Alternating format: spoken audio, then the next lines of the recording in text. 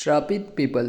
हमारे हिंदू धर्म में कुछ लोग ऐसे भी होते हैं जो पीपल की पूजा करते हैं, क्योंकि उनका ये मानना होता है कि पीपल की पूजा करने से उनकी सारी मनोकामनाएं पूरी होगी। वहीं दूसरी तरफ कुछ लोग ऐसे भी होते हैं जो पीपल के पेड़ से दूर रहते हैं, क्योंकि उनको ये लगता है कि पीपल के पेड़ में भूतों का वास है और वो भूत उनको अक्सर रात में दिखाई देते हैं। लावण्या नाम की लड़की इन सारी बातों से अनजान अपने कॉलेज की पढ़ाई के लिए दिल्ली के मायापुरी शहर में रहने आई थी।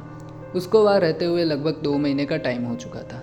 उसके दोस्त माया और सुरेश एक दिन सोचते हैं कि वो कॉलेज की छुट्टियों में कहीं घूमने जाएंगे।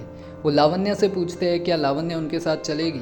लावण्या पहले तो मना कर देती है, लेकिन उनके ज़्यादा फोर्स करने की वजह से वो हाँ कह देती है। अगले ही दिन वो कॉलेज की छुट्टियों में अपने सफ़र के लिए निकल पड़ते हैं। थोड़ी ही दूर वो जाते हैं तो उनको एक जगह दिखती है, जो जगह दिखने में बहुत ज़्यादा सुंदर होती है। और उस जगह के बीचों बीच एक पीपल का पेड़ होता है जो दिखने में बहुत सुंदर होता है। वो सभी सोचते हैं कि वो उसी पीपल के पेड़ के नीचे बैठकर खाना खाएंगे।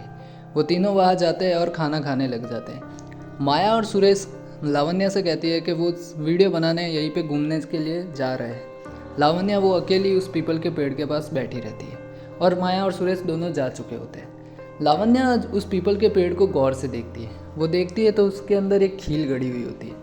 वो उस खील को छूने की कोशिश करती है, तभी पीछे से माया आकर लावण्या को डरा देती है, जिसकी वजह से लावण्या के हाथ से खून आने लग जाता है। माया ये देखकर लावण्या से माफ़ी मांगती है। लावण्या उसे माफ़ कर देती है। तभी वह सुरेश आता है और उन्हें कहता है कि चलो अब हम सब वापस चलते हैं।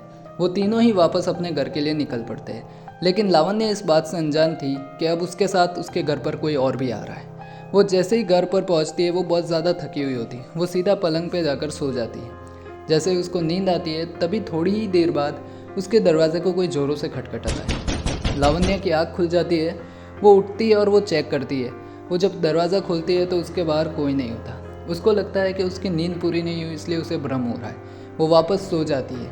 तभी जैसे ही उसकी नींद वापस लगती है तभी उसके अलमारी से कोई आवाज़ आती है। ऐसा लग रहा हो जैसे कि कोई लावण्या को उसके नाम से बुला रहा। लावण्या की आँख खुलती है। वो थोड़ा घबराने लगती है। वो पूछती है कौन है यहाँ। तभी अचानक से वो आवाज़ आना बंद हो जाती है। लावण्या अलमारी के पास जाती है और अलमारी को खोलकर देखती है तो वहाँ कुछ नहीं होता। तभी दूसरी तरफ माया लावण्या के घर उससे मिलने के लिए आती है, क्योंकि लावण्या कुछ दिनों से कॉलेज नहीं आई होती। माया जैसे ही लावण्या के घर पे पहुंचती है तो वो लावण्या को देखती है। वो देखकर बहुत ज़्यादा डर जाती है। उसके होश उड़ जाते हैं, क्योंकि लावण्या एक कोने में बैठकर कुछ कीड़ों को खा रही होती है। ये देखकर माया बहुत ज़्यादा डर जाती है और वो उसके घर से भाग जाती है। वो सुरेश के पास जाती है और सुरेश को सारी बात बताती है। सुरेश उसकी बातों पे यकीन कर लेता है, क्योंकि सुरेश भूत प्रेतों पे यकीन करता था। वो तभी तांत्रिक को बुलाता है और तीनों ही लावण्या के घर पे चले जाते हैं। तांत्रिक लावण्या को देखता है तो वो समझ जाता है कि लावण्या के शरीर के अंदर बहुत ही बुरी आत्मा का साया है। वो अपनी मंत्रों की शक्तियों से लावण्या के शरीर से उस आत्मा को निकालते हैं। लावण्या सीधा बेहोश हो जाती है। सुरेश उसे पलंग पर लेटा देता है। तभी माया तांत्रिक से पूछती है क्या अब लावण्या ठीक है। तांत्रिक बोलता है फिलहाल के लिए ठीक है, लेकिन उसने अभी तक उस आत्मा को पकड़ा नहीं है, इसलिए वो आत्मा वापस कभी भी लावण्या के शरीर में आ सकती है। ये सुनकर माया और सुरेश दोनों डर जाते हैं। तांत्रिक कहता है तुम डरो मत, मैं कैसे भी करके उस आत्मा को वापस पकड़ लूँगा।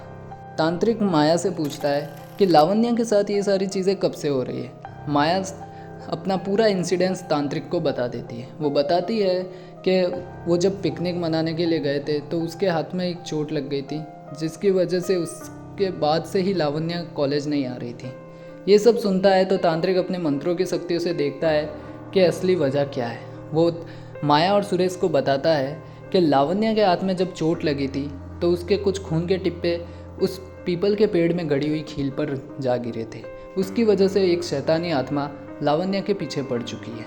ये सुनते ही माया और सुरेश दोनों डर जाते हैं। माया अपने आप को कोसने लगती है। उसको लगता है कि उसकी वजह से ये सब कुछ हो रहा है, लेकिन सुरेश उसे बताता है कि ये सब एक एक्सीडेंट है, तुम्हारी कोई गलती नहीं है।